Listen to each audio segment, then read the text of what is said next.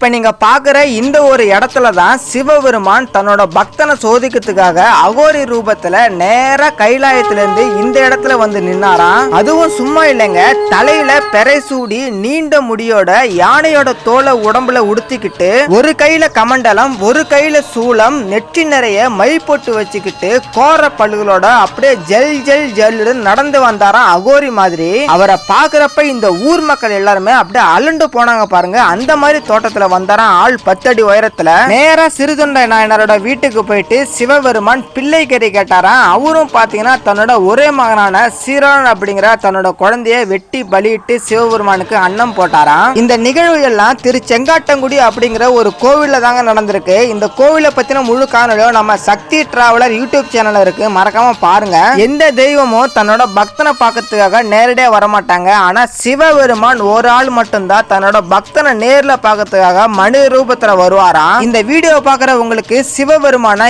எந்த அளவுக்கு பிடிக்குன்னு மறக்காம கமெண்ட் பண்ணுங்க. அப்படியே நம்ம சேனலை மறக்காம ஃபாலோ பண்ணி சப்ஸ்கிரைப் பண்ணிக்கங்க.